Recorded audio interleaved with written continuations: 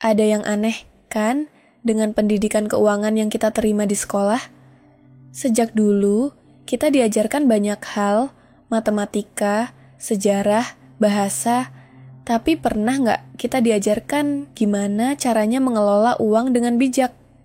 Padahal, ini hal yang kita hadapi setiap hari. Bahkan, lebih sering daripada yang kita sadari. Kemana aja kita tiap bulan? Kenapa gaji yang udah lumayan besar tetap aja cepat habis? Kadang, kita merasa uang itu nggak pernah cukup. Padahal, kita nggak belajar tentang apa yang benar-benar penting untuk keuangan kita. Waktu gue mikir-mikir soal ini, gue jadi inget satu pengalaman yang cukup bikin gue sadar. Dulu, waktu pertama kali dapat gaji dari kerjaan pertama, gue merasa uangnya cukup. Tapi anehnya, setiap bulan kok rasanya cepat habis ya. Gue coba tanya ke teman-teman gue. Beberapa bilang kalau ini normal, gaji ya begitu. Tapi ada juga yang bilang, kamu nggak belajar cara mengelola uang deh. Gue mulai sadar, ternyata banyak yang nggak diajarin di sekolah soal keuangan yang seharusnya kita tahu. Misalnya, kenapa kita nggak diajarin bedain mana yang namanya aset dan mana yang liabilitas? Kita sering banget mendengar istilah itu, tapi apa sih bedanya sebenarnya? Gue mulai paham bahwa banyak orang, termasuk gue, yang mikir kalau beli rumah itu pasti aset.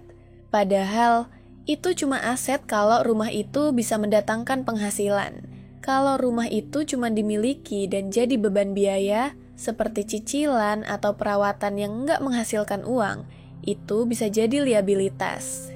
Ingat nggak? Dulu kita sering diajarin untuk beli rumah karena itu investasi, tapi ternyata nggak selamanya rumah itu aset. Gua punya temen yang beli rumah di usia muda, dan setelah beberapa tahun ternyata cicilan dan biaya lainnya jauh lebih besar dari harga jual rumah itu. Itu pengalaman yang bikin gue sadar pentingnya memilih aset yang benar-benar bisa menghasilkan uang, bukan yang justru cuma menguras tabungan. Dan ngomong-ngomong soal investasi, gue juga baru tahu kalau ini adalah bagian penting yang nggak pernah dibahas di sekolah.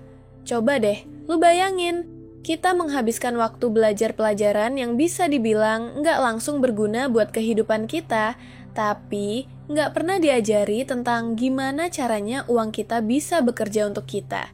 Kenapa sih banyak orang yang punya rumah, mobil, atau benda mewah lainnya, tapi keuangannya tetap berantakan? Itu karena mereka cuma mengandalkan penghasilan dari kerjaan dan nggak mulai investasi. Gue dulu juga gitu. Waktu gue mulai belajar investasi, baik itu di saham, reksadana, atau properti, gue baru ngeh kalau uang itu nggak harus selalu bekerja keras untuk kita. Uang yang kita investasikan bisa bekerja untuk kita. Tapi, pelajaran soal investasi itu nggak pernah kita dapat di sekolah, kan? Mereka lebih fokus ngajarin kita cara mengelola angka-angka yang nggak berhubungan langsung dengan pengelolaan keuangan pribadi. Kalau kita tahu caranya, investasi bisa jadi cara jitu buat memperkaya diri. Tapi, tanpa pengetahuan yang cukup, kita bisa jadi malah kehilangan uang. Ada satu cerita menarik dari orang yang sangat sukses di dunia keuangan, Warren Buffett. Gue pernah baca kalau dia mulai berinvestasi sejak umur 11 tahun. Bisa bayangin nggak? Sejak muda banget, dia udah mulai paham pentingnya investasi. Warren Buffett bilang, jangan bekerja hanya untuk uang. Biarkan uang bekerja untukmu. Kalau gue denger itu dulu, mungkin gue udah lebih paham bagaimana caranya uang bisa terus berkembang. Tapi, ya itu, hal-hal kayak gini jarang banget dibahas di sekolah. Ngomong-ngomong soal pengelolaan keuangan, pernah nggak lu merasa uang yang kamu punya itu kayak terus-terusan hilang tanpa tahu kemana?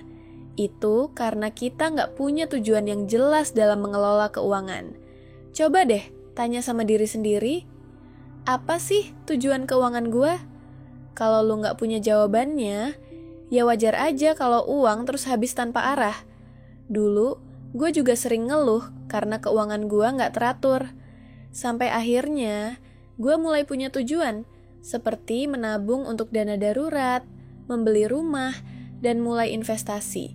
Dari situ, gue jadi bisa fokus dan keuangan gue mulai lebih terarah.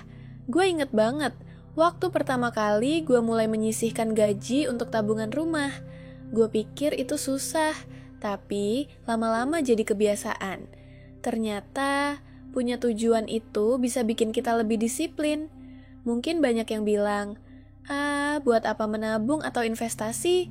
Toh gaji cuma segitu. Tapi coba aja pikirin kalau tujuan itu nggak ada. Nggak ada yang bisa dijadikan pegangan. Dan lama-lama, kita jadi terbiasa hidup dengan pola pikir gaji ke gaji tanpa merencanakan ke depan. Gue ingat ada satu temen gue yang juga mulai serius mengatur keuangan setelah dia punya tujuan yang jelas. Dia mulai menabung sedikit-sedikit dan beberapa tahun kemudian dia bisa beli rumah impian tanpa harus berutang. Itu contoh yang cukup buat gue sadar. Kalau kita punya tujuan, kita jadi punya alasan kuat untuk bisa mengatur keuangan dengan baik. Tapi, yang paling penting, gue belajar satu hal besar, mindset. Gue dulu sering berpikir kalau uang itu susah didapat, atau bahkan kalau gue gak bakal bisa kaya. Tapi, ternyata mindset ini yang menentukan segalanya. Kalau kita punya mindset yang positif soal uang, kita jadi lebih terbuka terhadap peluang. Kita nggak takut buat mulai berinvestasi atau menabung, karena kita tahu itu bisa membuat kita lebih baik dalam jangka panjang. Jadi, kalau dipikir-pikir, semua yang kita pelajari di sekolah nggak lengkap. Banyak pelajaran yang kita butuhkan seharusnya diajarkan lebih awal. Tapi, nggak ada kata terlambat untuk belajar. Sekarang, setelah gue mulai belajar soal keuangan, gue jadi lebih bijak dalam mengatur uang dan investasi. Dan yang paling penting, gue punya tujuan yang jelas untuk masa depan keuangan gue. Kesimpulannya, ilmu keuangan itu bukan soal gimana cara hitung-hitungan di kelas, tapi tentang bagaimana kita bisa mengelola uang dengan bijak. Itu semua dimulai dari memahami aset dan liabilitas, kemudian mulai investasi, punya tujuan keuangan yang jelas, dan yang terpenting, mindset yang positif tentang uang. Kalau kamu bisa mulai menerapkan ini semua, percayalah, kehidupan finansial kamu akan jauh lebih stabil dan berkembang. Dan kalau kamu merasa video ini bermanfaat, jangan lupa untuk like dan subscribe, karena masih banyak hal-hal menarik tentang keuangan yang bakal gue bahas di video-video selanjutnya. Terima kasih sudah nonton, dan sampai jumpa di video berikutnya.